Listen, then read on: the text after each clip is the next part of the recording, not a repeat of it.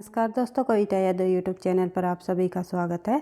संपूर्ण हिंदी विषय की तैयारी को आगे बढ़ाते हुए आज की क्लास में हम करेंगे काव्य से संबंधित प्रमुख परिभाषाएं। जिन जिन विद्वानों ने काव्य से संबंधित परिभाषाएं दी है तो उन परिभाषाओं को हम देखेंगे, क्योंकि मैंने पिछली परीक्षाओं में प्रश्नों को देखा है तो देखा है कि एक प्रश्न अवश्य ही काव्य की परिभाषाओं से संबंधित पूछा जाता है। चाहे किसी भी भारतीय काव्य शास्त्र के विद्वान ने, संस्कृत विद्वान ने जो काव्य की परिभाषा दी है, या फिर किसी हिंदी साहित्यकार ने काव्य के संबंध में परिभाषा दी है, या फिर पाश्चात्य काव्य विद्वानों ने काव्य के संबंध में परिभाषाएं दी हो, तो इन काव्य की परिभाषाओं से संबंधित एक प्रश्न अवश्य ही पूछा जाता है।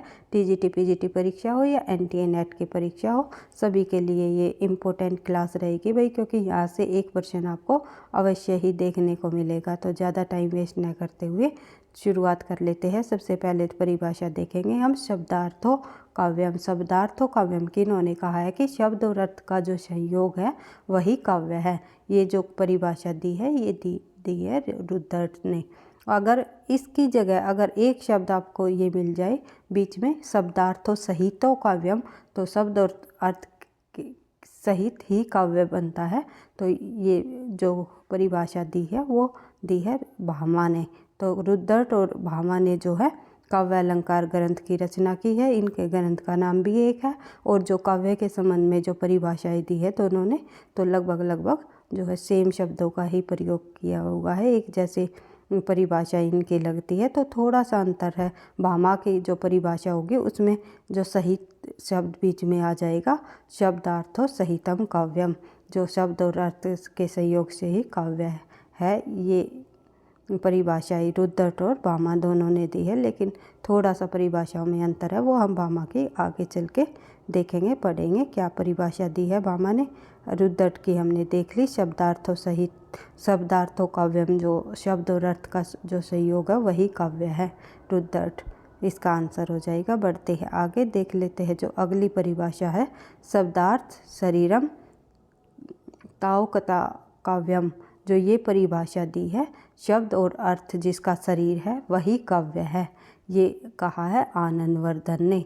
आनंदवर्धन ने जो है ध्वनि संप्रदाय का परिवर्तन किया था।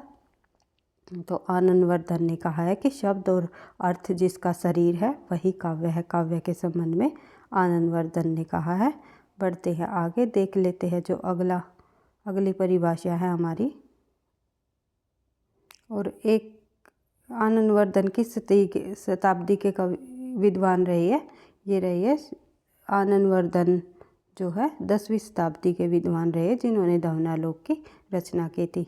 बार बार हम इनको जो है रिवाइज करेंगे तो ये याद भी हो जाएंगे आपको कौन विद्वान किस शताब्दी का है, क्योंकि यहाँ से भी एक प्रश्न पूछा जाता है कि जैसे आनंदवर्धन पूछ लेते हैं किस शताब्दी के कवि रही है, हेमचंद्र किस शताब्दी के रही है, भामा, भरत मुनि, इन जो प्रमुख विद्वान हुए हैं संस्कृत आचार्य, तो इनको शताब्दी के अनुसार भी प्रश्न पूछा जाता है। काव्य जो उन्होंने काव्य से संबंधित परिभाषाएं दी है उनसे संबंधित भी प्रश्न पूछा जाता है। और इनके जो अलंकार ग्रंथ इन्होंने किस नाम से अलंकार ग्रंथ लिखा है तो वो भी प्रश्न पूछ लेते हैं, तो आपको ध्यान रखना है। अगली जो परिभाषा देखते हैं हम, तद्दोषो शब्दार्थो सगुणा अलंकृति पुनः क्वापि।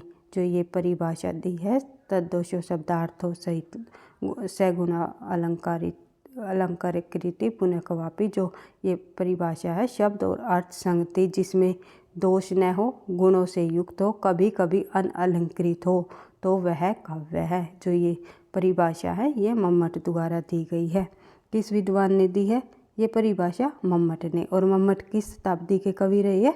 11वीं शताब्दी के, ये आपको पता ही है। और इन्होंने किस नाम से ग्रंथ लिखा है मम्मट जी ने? काव्य प्रकाश। ये भी आपको ध्यान रखना है। बार बार इनको जब आप रिवाइज करोगे तो आपको जो है ये याद रहेंगे। तो देख लेते हैं अगली जो परिभाषा है हमारी, अदोषो सगुणो स अलंकारो च शब्दार्थो काव्यम। यानी कि दोषहीन गुण एवं अलंकार सहित शब्दार्थ काव्य है।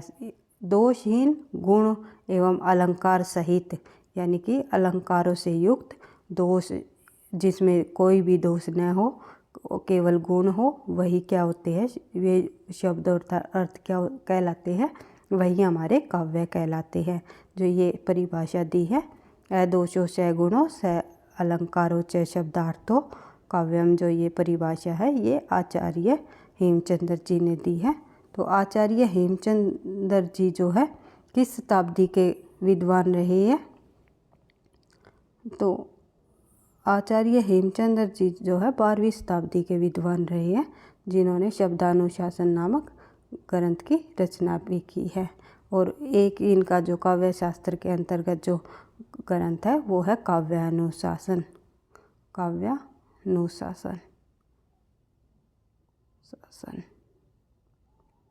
काव्यानुशासन जो ग्रंथ की रचना किन्होंने की है? एक सेकंड भाई, ये थोड़ा सा यहाँ पे थोड़ा, एक सेकंड। हेमचंद्र ने किस ग्रंथ की रचना की है? काव्यानुशासन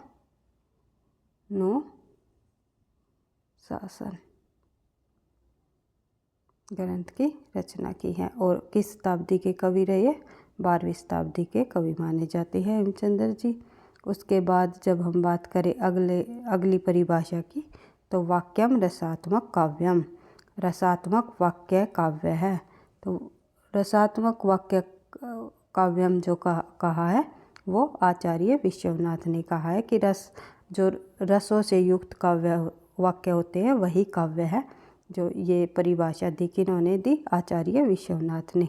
और आचार्य विश्वनाथ जी जो है 14वीं शताब्दी के विद्वान रहे हैं। और इन्होंने जो है किस ग्रंथ की रचना की है? आचार्य विश्वनाथ जी ने जो है साहित्य दर्पण ग्रंथ की रचना की है। साहित्य दर्पण, कई बार परीक्षा में पूछा जाता है कि साहित्य दर्पण ग्रंथ किस विद्वान का है? तो ये आचार्य विश्वनाथ जी का है, ये आपको ध्यान रखना है। अगली परिभाषा हम देख लेते हैं। रमणीयार्थ प्रतिपादक कै शब्द काव्यम, रमणीयार्थ प्रतिपादक कै शब्द काव्यम, जो रमणीय अर्थ का प्रतिपादन करने वाला वाक्य ही करने वाला शब्द ही क्या कहलाता है? काव्य कहलाता है। जगन्नाथ जी ने जो ये है परिभाषा दी है। और जगन्नाथ जी किस शताब्दी के विद्वान रहे हैं? मैंने आपको बताया था 17वीं शताब्दी के विद्वान रहे हैं, जिन्होंने रसगंधार नामक जो है ग्रंथ लिखा है। जगन्नाथ जी के प्रसिद्ध ग्रंथ का क्या नाम है?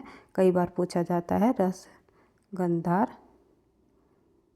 जो ग्रंथ है किस विद्वान का है? तो आपको ध्यान रखना है ये जगन्नाथ जी का है।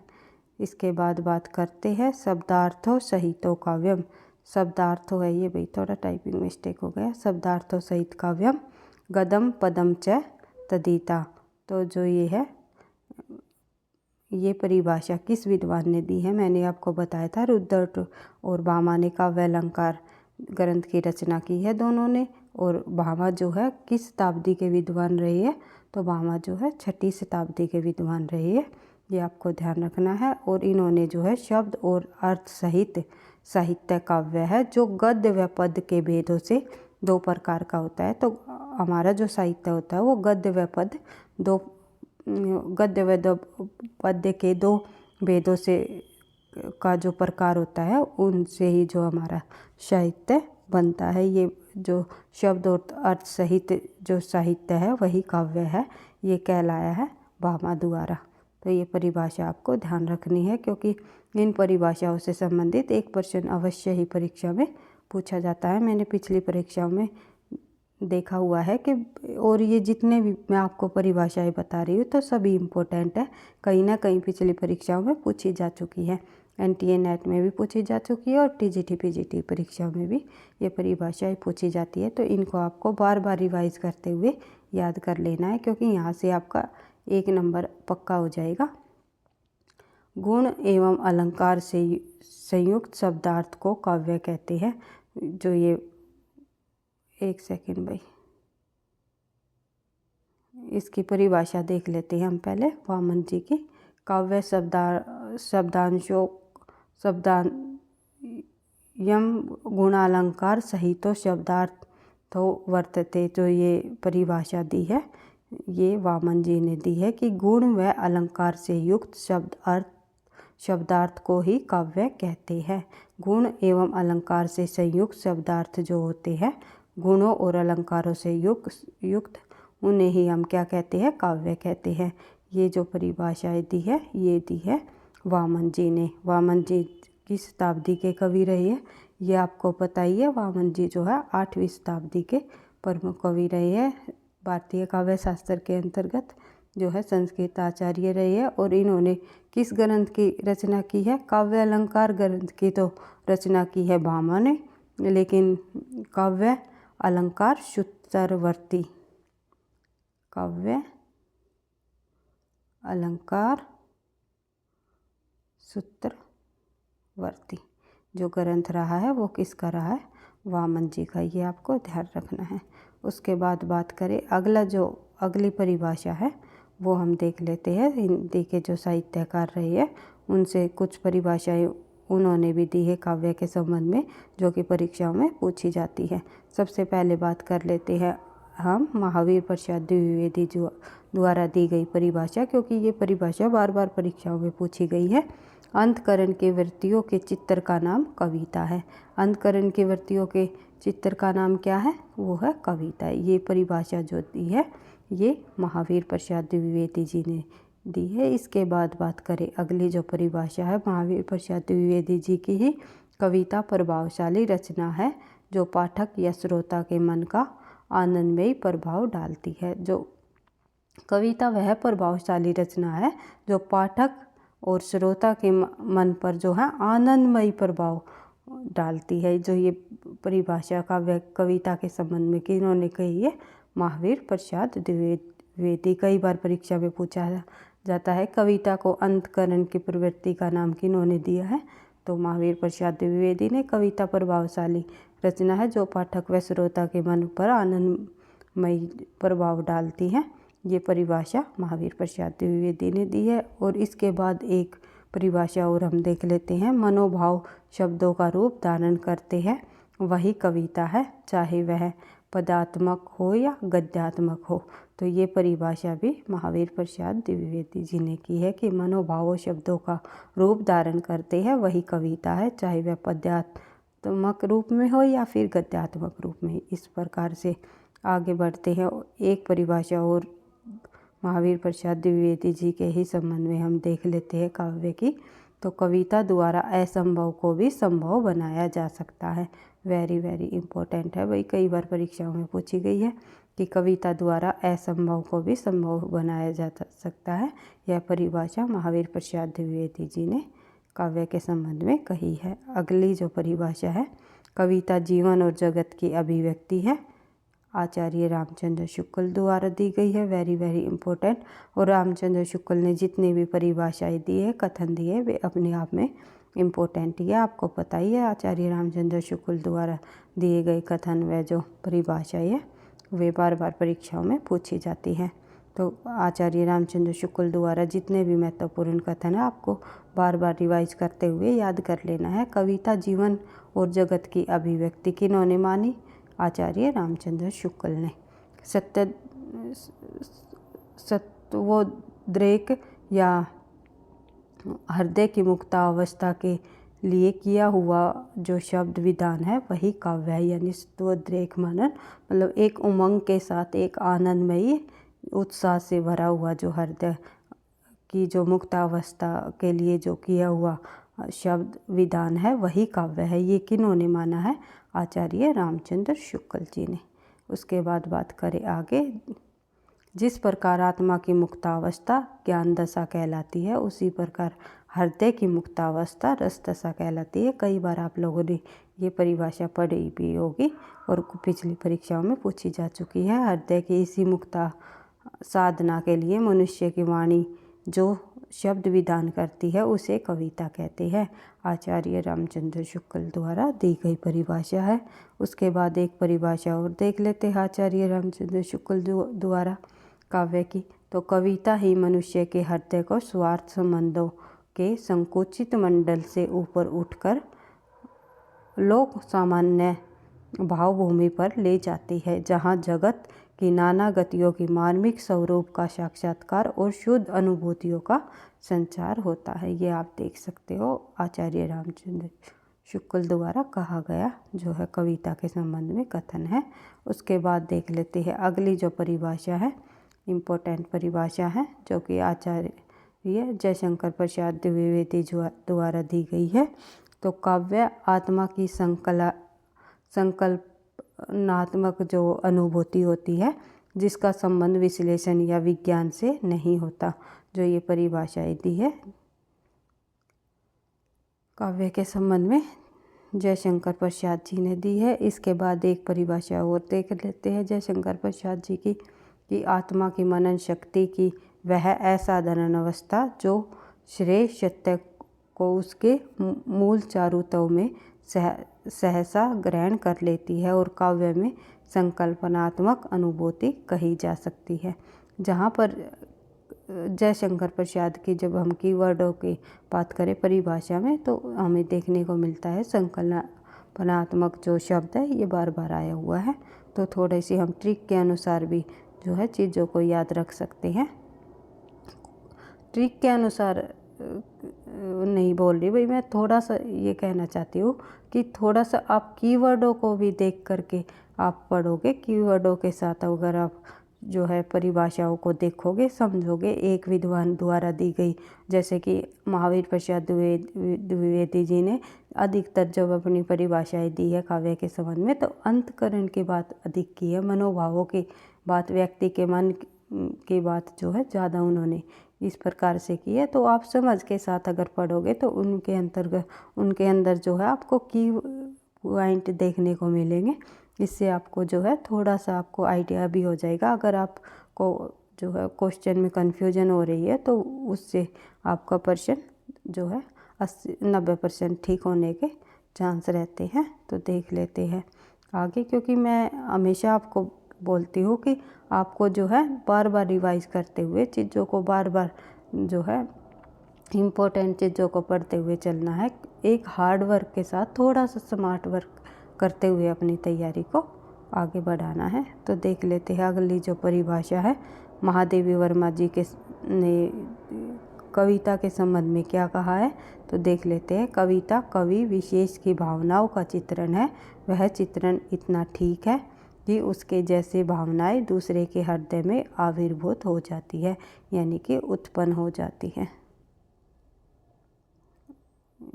कविता कवि विशेष की भावनाओं का चित्रण किन्होंने माना है, वो माना है महादेवी वर्मा जी ने। और वह चित्रण इतना ठीक है कि उसके पीछे जैसे भावनाएं दूसरे के हृदय में आविर्भूत हो जाती है, महादेवी वर्मा जी का कथन है। उसके बाद देख लेते हैं अगला जो कथन है, एक सेकंड भाई, अगला जो कथन है महादेवी जी का ही हम देख लेते हैं। कांटा चुभाकर उसकी पीड़ा की अनुभूति जो संसार कराता है, पर कवि बिना कांटा चुभाए उसकी पीड़ा की अनुभूति करा देता है। कितनी बढ़िया बात कही है महादेवी वर्मा जी ने कि कांटा चुभाकर उसकी पीड़ा की अनुभूति तो संसार करा देता है। कांटा चुभने से तो पीड़ा की अनुभूति हमें होती है, हमें पता चल जाता है कि हाँ हमें पीड़ा हो रही है, लेकिन बिना कांटा चुभाए जिस पीड़ा की अनुभूति कवि कराता है उस प्रकार की अनुभूति और अन्य कोई नहीं करा सकता।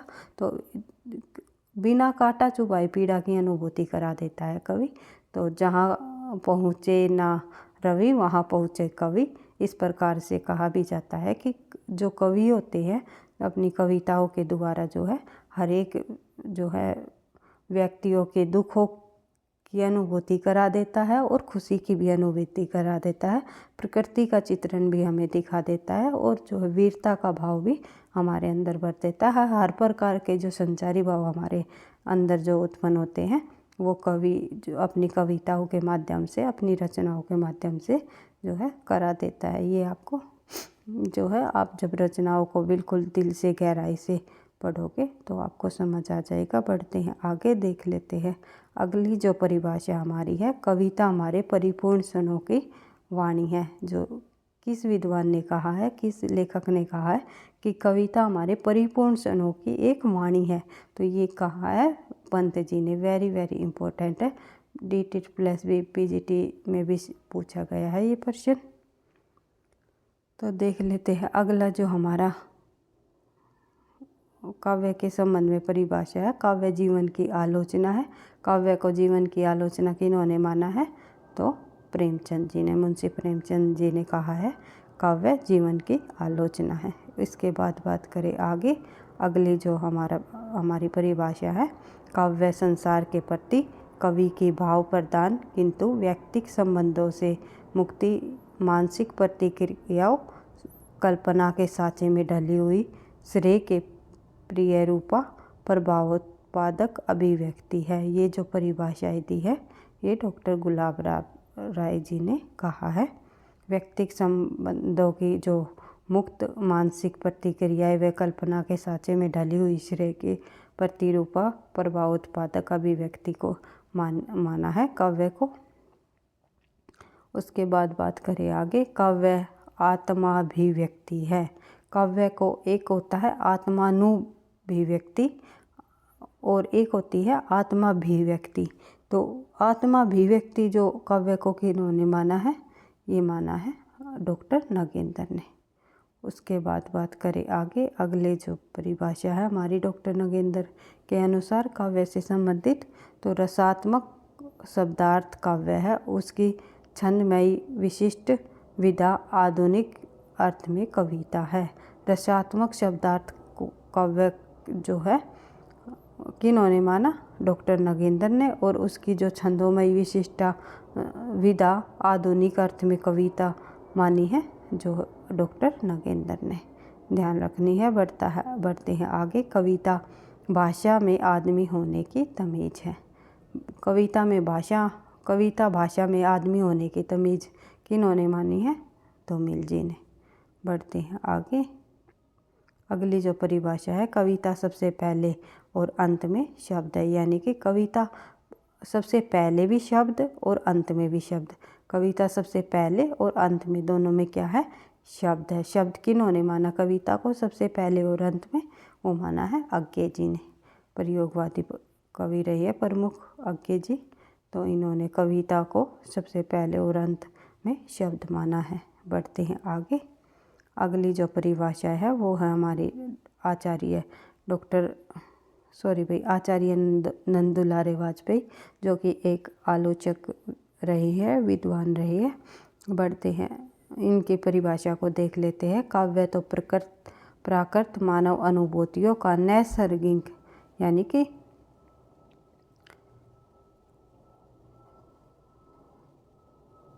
एक सेकंड भाई, थोड़ा सा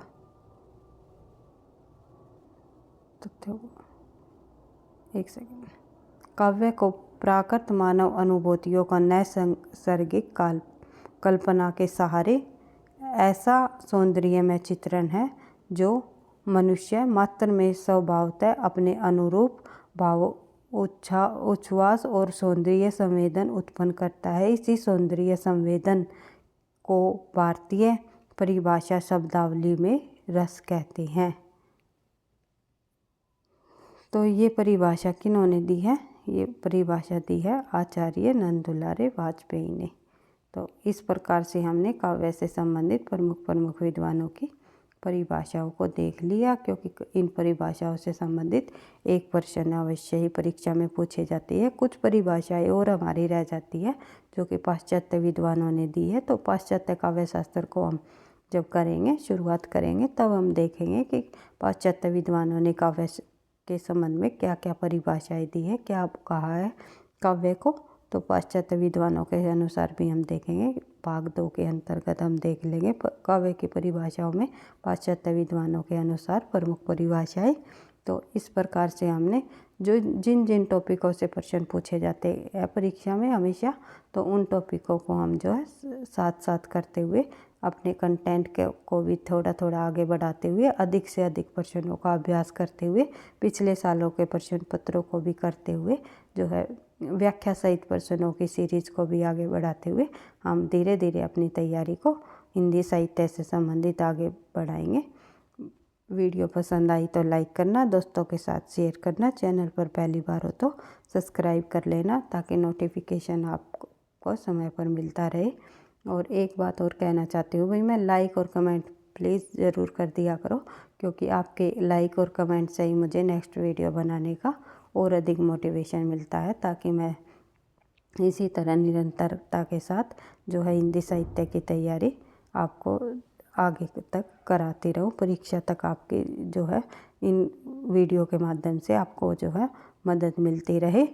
और जो बच्चों जिसको भी किसी भी चीज़ में कोई डाउट हो या किसी भी प्रकार से क्लास चाहिए, तो आप कमेंट बॉक्स में लिख करके बता सकते हो। मैं ज़रूर आपके कमेंट्स के अकॉर्डिंग जो है क्लास लेने की पूरी कोशिश करूँगी।